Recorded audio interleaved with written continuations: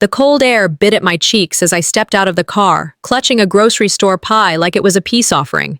The Matson house looked exactly the same, white lights strung perfectly around the porch, the giant inflatable reindeer still leaning slightly to the left like every year.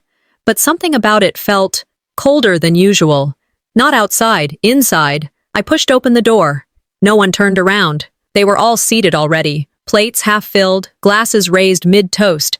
My mom didn't even blink, just a faint smirk, and, finally here. I hung my coat, ignoring the knot forming in my chest. I knew better than to expect warmth. But it's still strange when your childhood home feels like someone else's. Family gatherings don't change, I muttered under my breath. They just pause between betrayals. A week ago, in the family group chat, Mom had made a grand announcement. No gifts this year. Let's focus on presents, not presents, she said. Everyone agreed. I did too, especially because I couldn't afford anything else. Just finalized my divorce, restarting my life. The kind of restart that comes with ramen noodles and nights folding laundry at midnight. As I slid into the empty chair at the corner, Mom raised her wine glass and chuckled. We all agreed not to do gifts this year, right? She looked right at me as if I'd forgotten. I mean, some of us needed the reminder. Laughter trickled around the table. I forced a smile. What was this? Dinner moved forward, but I didn't feel part of it. My sister Becca talked about her daughter's new private ballet instructor. David, my brother, bragged about a vacation home in Jackson Hole. Mom nodded and beamed at each of them, her eyes never once landing on me unless to raise a brow. Then, out of nowhere, Becca clapped her hands. Okay. Time for a little surprise. She reached under the tree and pulled out a pile of perfectly wrapped boxes, glittery bows, embossed paper, matching name tags. I blinked. I thought, oh, it's just something small, David said, waving his hand like this was no big deal. One by one, they handed each other gifts. Candles, books, watches, a cashmere sweater. Everyone had brought something. Thoughtful somethings. Everyone except me. Guess some people just took the rule a little too literally, Mom said, not even trying to hide the smirk. Becca leaned over and whispered, It's okay, Mabel. We know you've been busy. Busy? My face burned. I smiled again, but inside it felt like a slap. They weren't just giving gifts. They were performing, coordinated, like I was the only one left out of the group text that actually mattered. I sat there, hands folded, watching them tear through wrapping paper like kids. My throat tightened. Better to be broke than bitter, I reminded myself. But bitterness was creeping up anyway, crawling behind my ribs. Then came the final blow. David handed Mom a heavy velvet box. She opened it with the flair of someone revealing a royal heirloom. Inside, a gold designer watch. Oh, David, she cooed. You know my taste. I looked away. Just for a second. That's when I heard my cousin Clara sipping wine behind me. Too bad Mabel didn't bring something from her stores. Silence. Stores? Mom repeated, laughing. She barely has one job. Then came the knock. Everyone paused. A man in a black coat stepped in, clean-cut, confident, holding a flat white box with a red ribbon. Delivery for Ms. Matson, he said. Mom raised an eyebrow. That's me. He looked at her, puzzled, then turned toward me. You're Ms. Mabel Matson, right? He asked, smiling. I stood. Yes. This is from your flagship store, he said, handing me the box. Congratulations on your grand openings, 3 1/4. That's impressive. Gasps around the table. Wait, Becca stammered. You own that chain? The man nodded. High-end retail, right? My wife shops there. Loves your style. Mom's face drained of color. Her hand fell away from the wine glass. David looked like someone had knocked the wind out of him. I untied the ribbon, opened the box, and revealed a set of personalized fragrance bottles and hand-stitched scarves. One for each of them, each labeled with their name. Each one. Better than any gift they'd given. I didn't speak. I didn't need to. I walked over to Mom, handed her the most elegant of the scarves. Merry Christmas, I said, coolly. She didn't respond. Couldn't. That silence? That was the only gift I ever wanted. I woke up to stillness. No clatter of dishes, no music, not even the distant hum of voices downstairs. The guest room was cold, the kind of cold that seeps in from the inside. I sat up, listening. Just faint, muffled voices, sharpened tones. My name rose like a knife in the middle of a sentence. I pulled on a sweater and stepped into the hallway. Same creaky floorboard near the bathroom. Same picture frames lining the walls, only now they stared back like strangers. Most of them didn't even have me in them. But I remembered who held the camera. The scent of burnt coffee floated up the stairwell. Mom always scorched the pot when she was upset. That smell used to mean missed buses, broken vases, or Dad's silence. Now it meant something different. I paused outside the kitchen doorway, last night looping in my head, the delivery, the silence, the look on her face. It didn't feel like triumph. It felt like exposure. Power doesn't always come with peace. I said it out loud, soft enough that only the wallpaper heard. Mom sat at the table, newspaper in hand, glasses low on her nose. She didn't look up. Classic move, pretend to be busy until the problem leaves the room. You must be proud of yourself, she said flatly, flipping the page she hadn't read. I didn't bite. I didn't plan it. You know that. She finally looked at me, her eyes sharp, unblinking. You embarrassed your family. You made me look like a fool in my own house. I leaned against the doorway. You asked us not to do gifts. I respected that. Her laugh was short and bitter. You always think you're better when you follow the rules. I shook my head slowly. That's not what this is about. You're mad because I didn't ask for your permission. Again. You blindsided us. No, I said. You blindsided me. I was the only one who listened, and you mocked me for it. Her silence told me everything she wouldn't say. This wasn't about a scarf or a gift or even the store. It was about control, hers, and how I'd quietly slipped from beneath it. I didn't come here to win, I said. I just didn't expect to be set up. She picked up her coffee, took a sip, and grimaced. Burnt, just like always. Downstairs, the mood had shifted. My siblings avoided eye contact. No more jokes, no casual touches on the shoulder. Just silence. The group chat was empty, except for one emoji from Becca, a thumbs up with a party hat. Subtle, passive, cruel. Later, I found out she'd posted photos online. Not a single one had me in it. Just candles, food, happy faces, captions like Matson Christmas magic and grateful for family, perfectly curated fiction. My cousin Emma sent me a text. Just 5 words. You didn't deserve that, sorry. And somehow that stung worse than silence.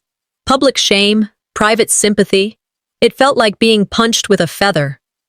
I sat on the bed, staring at my suitcase. I didn't want to be here for breakfast. I didn't want to pretend. When someone shows you who they are, I murmured, believe them the first time. I started to pack. Halfway through folding a sweater, there was a knock on the door. Soft, hesitant. I didn't answer. Mom spoke through the wood. I didn't mean to humiliate you. Her voice was flat, like she was reading off a script. I waited. Nothing more. Then, next time, just tell us before you make big business moves. We could have celebrated properly. Celebrated. I opened the door. She stood there, arms crossed, waiting for me to nod, to accept. I didn't. You're not sorry for what you did, I said. You're sorry it made you look bad. Her mouth tightened. I took a slow breath. You can't celebrate what you never believed in. That landed. She stepped back, looked at me, really looked, like maybe for the first time. Then she turned and walked away. Didn't say goodbye. Just closed the door. I finished packing. As I zipped up the last compartment, my eyes landed on the hallway wall, a dozen family photos, smiling faces, vacations, graduations. I was in 2. And barely. That realization didn't break me. It cleared the fog. I walked down the stairs, my bag in hand. No one stopped me. No one said a word. Before I left, I placed a handwritten note on the console table. Thank you for dinner. I hope next year brings truth, not tradition. Outside, snow had started to fall, light, steady, like a reset button from the sky. I stepped into the cold, pulled my coat tighter, and smiled. Not joy, but something else. Freedom. You can't lose what was never yours. I was halfway to my car when my phone buzzed. Unknown number. I hesitated, then picked up. Ms. Matson? A man's voice. Professional. Urgent. There's something you need to know about the chain's ownership paperwork. My hand froze on the car door. Ownership? Everything inside me shifted. This wasn't over. Morning light crept through sheer curtains. I sat on the couch, untouched gifts still stacked beneath the tree, like silent accusations. The air was heavy. My siblings drifted around the room in awkward half-conversations. No one would meet my eyes. Shadows moved across the walls, echoes of past Christmases when I felt included. Now those shadows felt more real than any presence. Orion sat next to me, palms resting on his knees. He didn't ask questions.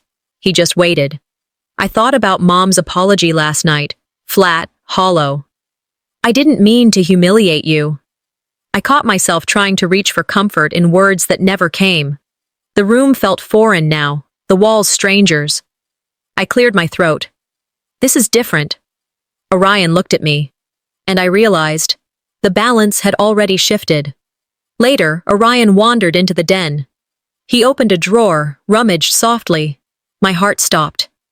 He pulled out a small wrapped box. I recognized the paper. I'd sent it weeks ago. Mom? He asked gently, extending it toward me. Is this yours? I thought it was mine. I took it, careful not to crumple the paper. The edges were frayed. He'd already peeked. I remembered last year when I quietly wrapped his present, slipped it under the tree, only to find it untouched the next morning. I swallowed hard, tears pinned at the corners of my eyes, but I held them back.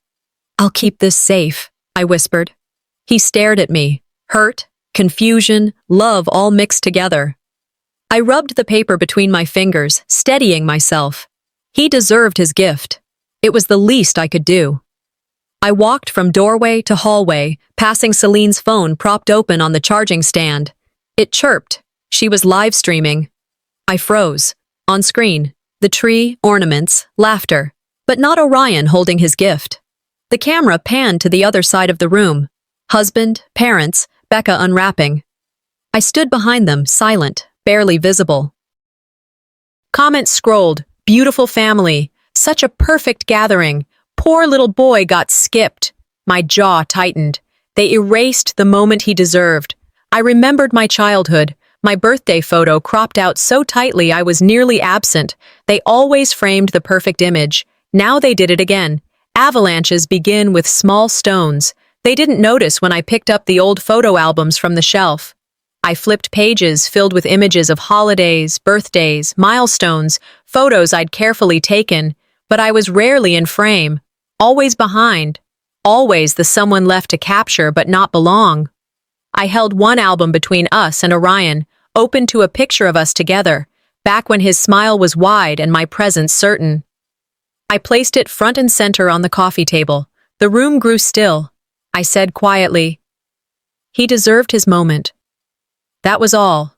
No speech, no accusation. Then I looked at Orion. "Let's go home early. I have work to finish." He nodded. No protest. We stood. At the threshold, the doorbell rang. Hard, insistent. My heart jumped. Orion watched me. I turned the knob and opened the door. A figure stood there in winter light. Their face was half hidden, but the moment paused. My breath caught. After the door closed, I didn't go back to the living room. I stepped into the study, shut the door behind me, and leaned against it. The air was still. Not peaceful, just paused. The weight of unsaid things pressed in around me. I sat at the desk, not to work, not to think, just to breathe.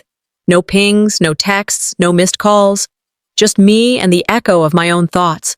I pulled up my phone screen anyway, half hoping for a message, half hating myself for the hope. Nothing. My hand trembled slightly as I set it down. They knew now, knew I owned the business, and still, I wasn't in the room, not really. I whispered into the quiet, "They think they erased me. They're wrong." And I meant it. The silence wasn't peace, it was pressure, waiting to snap. The door creaked open. Celine walked in like she owned the floor beneath her. She held a clipboard and a stack of typed notes. "I'll be doing the thank you speech tonight," she said without looking at me, "since you're otherwise engaged." I didn't flinch. "No thank you speech should exclude half the family." She gave a dry smile. "We'll see how the crowd responds." She turned and walked out like she'd already won. I stared at the back of her head and felt the coldness crawl up my spine. This wasn't about celebration, it was about control. And she thought I was still too polite to fight her. By the time I made it to the living room, chairs were being pulled into a semicircle near the fireplace. People shifted in anticipation, clinking glasses, soft laughter. Celine took center stage, cleared her throat. "This year," she began sweetly, "we celebrate not just family, but growth." Eyes turned toward her, nodding. "I'd like to share something many of you may not know," she continued, holding up a document. "Though my sister helped financially, the business, Matson Row, was always mine." I didn't move. She waved the paper. Founder's certificate. Mabel's listed as a silent partner. The room stiffened. "I've been the public face, the operational head, because visibility matters." She turned toward me. "If I'm so invisible, why is she suddenly desperate to be seen as the real owner? Need some attention, Mabel?" A low murmur ran through the crowd. I felt the old heat rise, humiliation, rejection.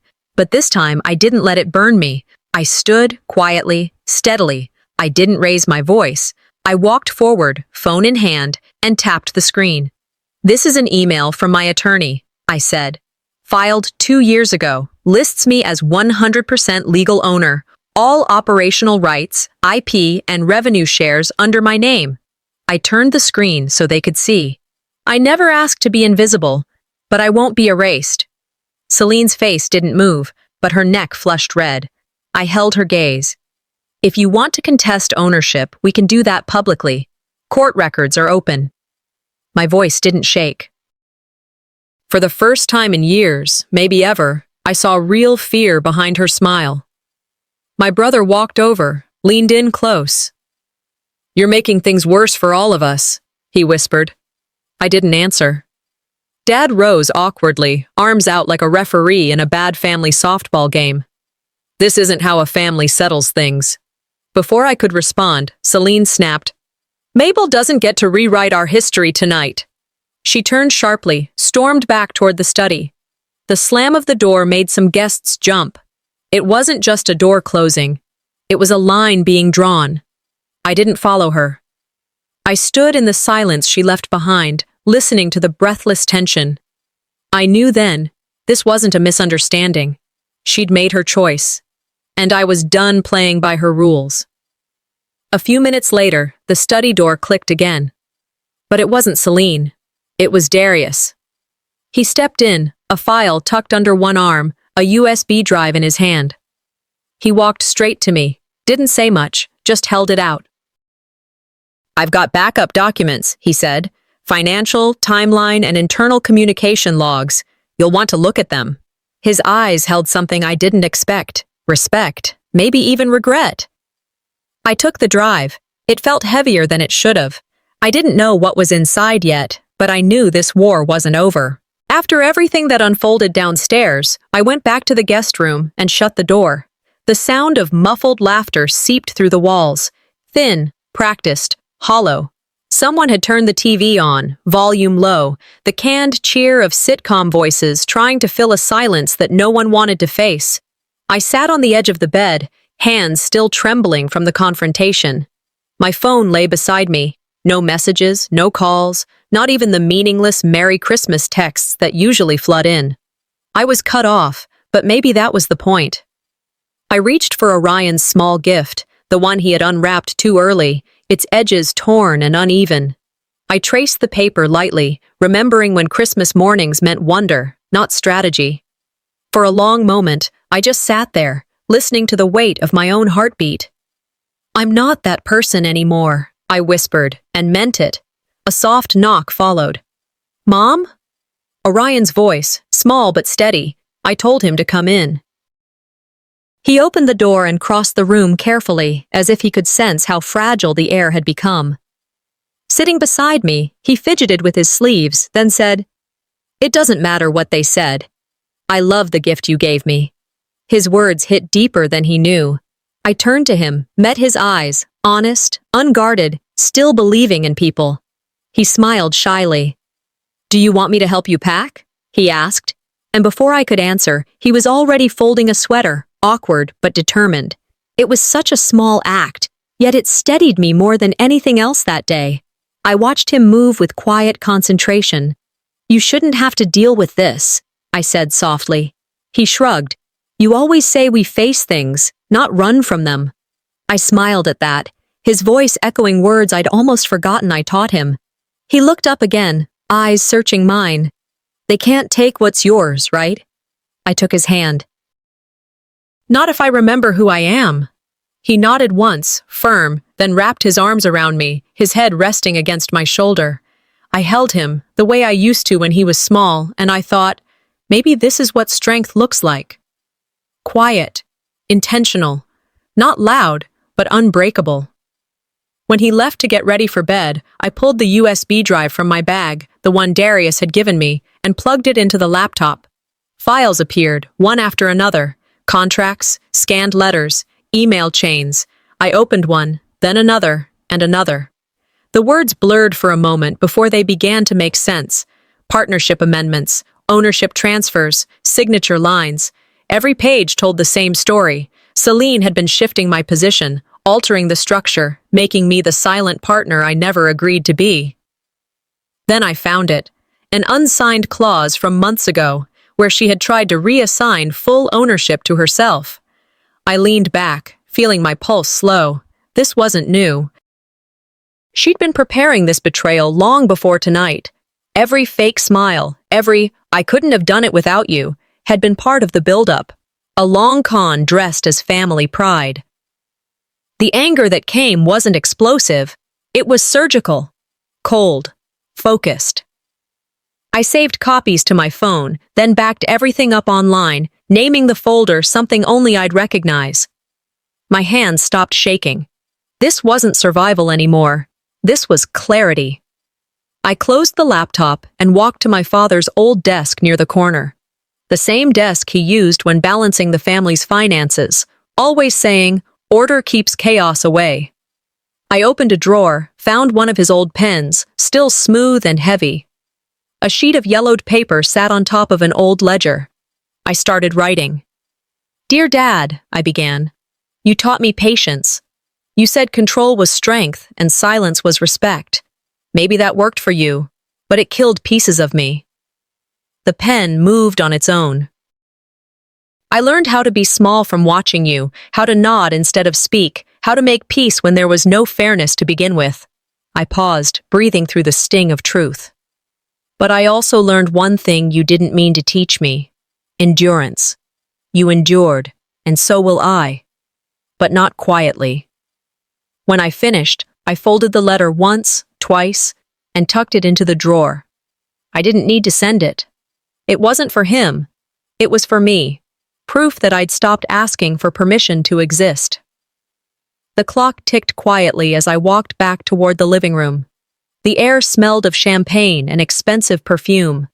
Celine sat near the fireplace, surrounded by guests still clinging to polite conversation. Her laughter was sharp now, a performance. When she saw me, her lips tightened, but she recovered quickly. "Oh, look who decided to join us," she said. I stopped beside her table and set my phone down in front of her. "These are the documents," I said calmly. "They prove everything."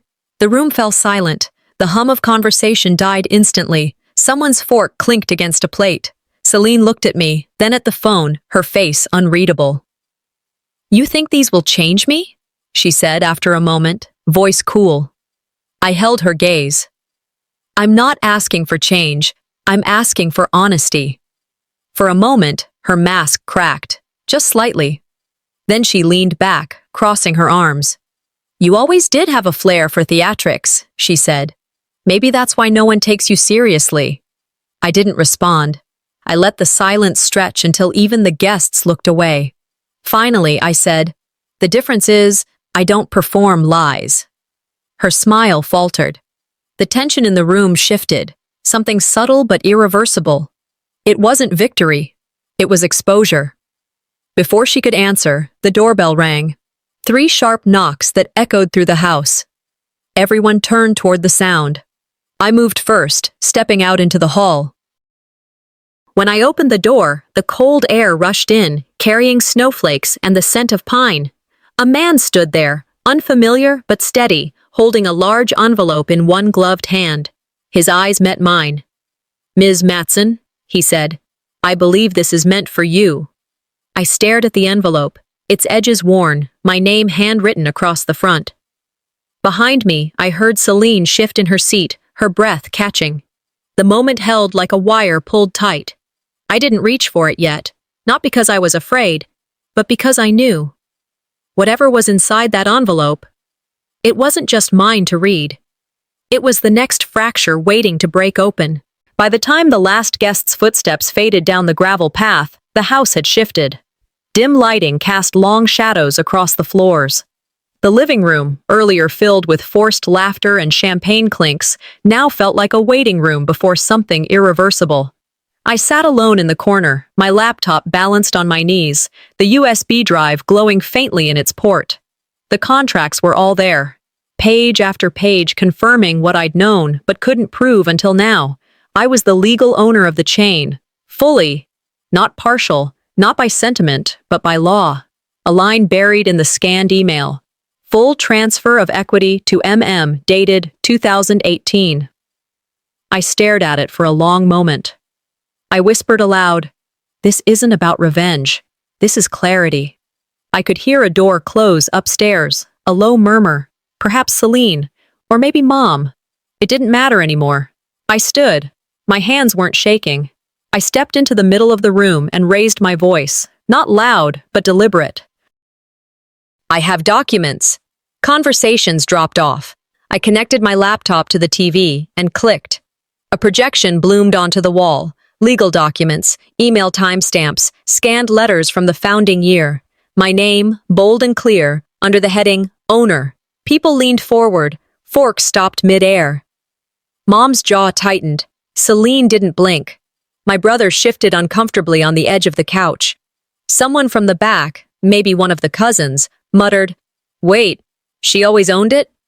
I kept my voice even. I've stayed quiet while stories were spun. I let the lie grow, hoping it would die on its own. But this is the truth. You don't have to like it, but you will see it. For a moment, no one moved. The tension wasn't loud. It was thick, like smoke. Celine's face went red. She opened her mouth, but I turned to the next slide before she could speak. Bank statements. Line items. Transfers from my operating account to Cerise's personal savings. Thousands. Labeled consulting, holiday bonuses, miscellaneous. I looked straight at Cerise. "Explain why your name is on these transfers." She blinked fast. I didn't handle that account directly. "You didn't question why you were being paid from a company you claim I didn't build?" The room leaned in. Cerise looked to Celine, searching for a lifeline. None came. Aunt Judy whispered, "She backed you earlier tonight." And she was taking money behind the scenes. I let the screen go black. If you don't choose truth now, the lie will bury you with it. No one spoke. Even the fire in the hearth had gone quiet. Celine stood slowly, fists clenched. "You're twisting this, trying to humiliate me in front of everyone." I turned toward her, calm. "Facts don't twist themselves, Celine." She stepped forward. "You think this makes you powerful? All this? You still don't belong here." "Then why did you spend years hiding the paperwork?" I countered. "You don't erase someone unless they were in the room to begin with." Dad exhaled sharply. His eyes flickered between us, but stayed down. Mom pressed her lips together and turned away. I looked at them all, cousins, in-laws, family, friends. You get to decide how you'll remember this night, based on someone else's fiction, or what's in front of you. No one moved. No one came to Celine's side. And for the first time, I wasn't standing alone. I was standing in front. I turned and walked toward the study. Orion followed without asking. I closed the door behind us and slid the drive into my pocket. Then I copied everything to the cloud, the lawyer's inbox, a trusted reporter's private contact, just in case. Orion sat at the edge of the armchair, watching me. "Are you okay?" "No," I said, "but I'm ready." I caught a glimpse of the family portrait hanging near the door. It used to have me in it. A newer version had replaced it, my face conveniently gone. I stared for a moment, then whispered to myself, "I'm putting myself back in the frame, permanently." Down the hallway, the front door creaked open. Orion peeked through the curtain. "It's Mrs. Monroe." I opened the door. She stepped in, coat still half-buttoned, holding an envelope. "I saw the live stream," she said quietly. "Everything. This belongs to you." She handed me the envelope. My name was written on it, in my father's handwriting. My fingers froze around the seal. I hadn't seen that script in years. My heart beat once. Hard. I sat in the living room, documents spread across the coffee table, the glow of the TV and my laptop casting harsh light over everything. Celine lingered across the room, her shoulders rigid, arms folded, a storm barely contained. The guests hovered in clusters, shifting their feet, watching but not speaking. No music played, no forced laughter, just the hum of tension. Orion sat beside me, calm in his small, quiet way. He didn't say anything. His presence steadied me. I inhaled deep. The air between us and them felt charged, ready to snap. I stood and faced everyone. "I'd like to read a declaration." I clicked the remote. On the screen appeared the original founding contract. My name, sole founder. No silent partner, no clauses shifting power later. Celine's face went slack for a moment, surprise, then panic. The murmurs began. "That can't be real! How did she hide that?" I crossed the room slowly. This wasn't dramatized. This was real from day one. She opened her mouth to protest, but thought better of it. The contract showed how she'd manipulated ownership after the fact, forged amendments, altered dates, phones flashed. The balance in the room shifted. I let silence settle. Then I spoke again. "Tonight, I've canceled every credit line you held. I sever funding to your branch. You'll see your empire crumble under your own weight." Celine's face lost color. She stammered, "You can't do that. You—" I cut her off. The company built on deceit has no right to stand. Board members shifted in their seats. Some faces gathered in shock. Her empire, her control. It started visibly splitting. Celine tried to rise, to regain control, but her composure cracked. Her voice shook. Mom stood, stunned, as the facade she'd always defended cracked in public. My siblings watched me with new eyes. Horror, respect, confusion. Guests slipped away, murmurs trailing behind them like shadows. I stayed still, taking it all in. I felt every fragment of my dignity return. Truth never needed me to shout. It only needed to be seen. I walked to the window and stared out at the falling snow, that quiet blanket over the chaos. Inside, the fight was over for me. I turned back, voice soft. "I will not be erased again." Celine glared, lips pressed tight. Orion shifted beside me. I squeezed his hand. That small act sealed the shift. I stood firm. Then a faint buzz behind me. A phone lay on a side table. It began to play a voicemail. Static. Then Celine's voice, raw and unguarded. "You'll never take this from me." The room froze. Breaths caught. The real war had just begun. The air in the room didn't move. Candlelight flickered against strained faces. Some guests were standing now, others still perched on the edge of seats, unsure whether to stay or slip out quietly. The fireplace crackled in the background, but no one looked toward it. All eyes were trained on me. Celine stood near the window like a statue, stiff, jaw clenched, hands twisting at her sides. I could feel the weight of the contract in my pocket like it was made of bricks. Orion was beside me, not saying a word, but his eyes never left mine. His presence told me I wasn't standing alone, and that made all the difference. I closed my eyes for a brief second, took a breath. "No more hiding," I whispered under my breath. The front door opened without warning. Every head turned. Darius stepped in, shoulders squared, wearing the uniform of our flagship store. In his hand, a printed letterhead. In the other, a small black speaker. He walked calmly to the center of the room, placed the letter on the table beside me, and hit play. His voice echoed through the speaker. "This is an official statement on behalf of Matson Retail Holdings. Effective immediately and retroactively verified, Ms. Van Quinn is recognized as the sole legal and original owner of the chain. All managerial operations report to her direction." Mouths opened. Gasps rippled. Celine's eyes shot to mine like a bullet. She didn't blink.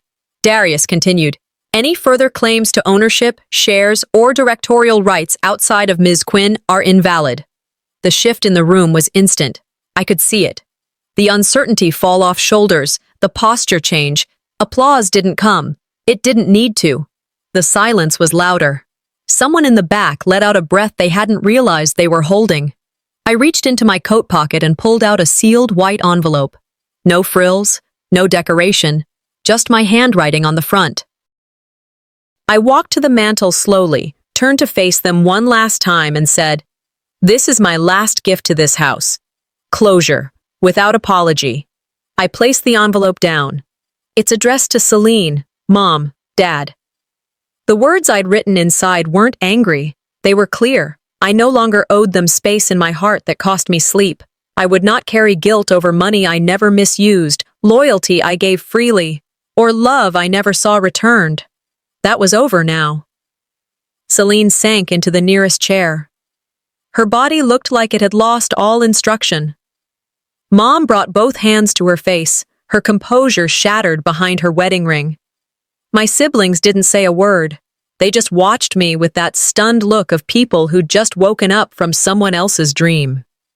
A few guests came over quietly and whispered, "We always knew," or "It's about time," but most kept their distance, unsure how to exist in this new truth. It didn't matter. I hadn't done it for applause. The room felt lighter, somehow. I walked toward the foyer, coat over my arm. Orion followed silently, his small fingers reaching for mine. I stopped just short of the door and turned around. The house looked the same. The walls hadn't moved, but I had. I said to Orion just loud enough for him and maybe a few others to hear, "This is how you leave a legacy of strength, not silence." I pushed the door open. Cold air rushed in and kissed my cheeks. It felt clean. I was halfway through the threshold when the headlights of a car flashed through the front window. The driveway lit up. A door slammed. A figure emerged from the dark, walking fast toward the entrance. Orion squeezed my hand. I turned slowly. He held a folder in one hand, thick, official-looking, and the kind of expression that said, "Nothing's over just yet." The sky was just beginning to blush with morning. Pale gold filtered through the wide window beside me, casting long lines across the cafe table. I sat still, hands wrapped around a chipped mug of black coffee, the steam curling softly against my cheek. Same clothes as last night. Same silence inside me. But it no longer felt like punishment. It felt earned. The hostess, a silver-haired woman with laugh lines and kindness in her eyes, placed a fresh napkin beside me without saying a word. Her presence reminded me not everyone needed explanation to offer warmth. Sometimes we're just seen, and that was enough. Outside, the town was quiet, the snow crusted with light, undisturbed. It felt like even the earth was pausing to listen. The door jingled. I didn't have to look up to know who it was. Mom sat down slowly, across from me. No dramatics, no makeup, just her. Older, worn, but softer somehow. She didn't speak at first. Instead, she placed a plain envelope between us. I didn't touch it. She didn't ask me to. "I wrote this last night," she said, voice low. "After you left. It's not to fix everything, but it's a start." I nodded once. No words exchanged. Just a breath. She stared down at the wood grain of the table. I didn't know how to raise someone stronger than me, she admitted finally, like the truth had worn down her resistance. You didn't need approval. That scared me. I blinked. It wasn't rage. It wasn't an apology, not in the way most people think of one. But it was the closest thing I'd heard in years that didn't feel rehearsed. Didn't feel like control. I'll read it when I'm ready, I said. She nodded. Closure didn't slam. It settled. Like dust after a storm. By noon, I was driving again. The road to the old property hadn't changed. Cracked asphalt, overgrown fences, memories pressing against every turn. I parked under the same crooked oak tree we used to climb when we were kids, back when the dream of a family store felt pure. In my coat pocket was a photo. Celine and I, probably 8 and 9. Behind it, a letter I wrote in my 20s, never mailed. In it, I tried to make sense of why everything had gone so wrong. I dug a shallow hole with my bare hands at the base of the tree. The ground was frozen in places, but I kept going. I placed the photo and letter in the earth, not as an offering, not as a surrender, but a release. I'm not forgetting, I said quietly. I'm forgiving. As I covered the hole, I felt something shift inside me. Not a clean break, more like an untangling. The past could stay here. I didn't need to drag it with me anymore. That evening, Orion zipped up a small weekend bag in the bedroom. He turned to me, grinning. We need a breather, not an escape, just space. I smiled, really smiled, for the first time in what felt like forever. He walked over, kissed my forehead. This time, we live on our terms. No shadows, no proving, just us. I looked around the room, then back at him. Let's do it. And maybe we help girls like the one I used to be. No one should have to fight that alone. He nodded. Let's build something real, together. Later, as the sun set and the streetlights clicked on, I sat on the porch steps alone. The chill wrapped around me, but I didn't mind. I looked up at the darkening sky and thought, sometimes the greatest gift isn't revenge, it's release. Maya Angelou's words played in my mind, not like a quote, but like truth.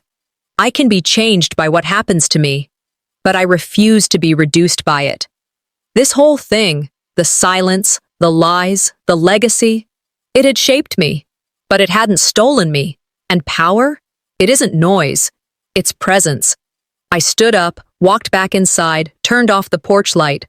I wasn't tied to the past anymore, no more asking to be seen. I was living in full view, with or without their applause. As I washed the last coffee mug from this morning, my phone buzzed on the counter. Unknown number. I picked it up. A voice on the other end said, "We saw your store story. Are you open to something bigger?"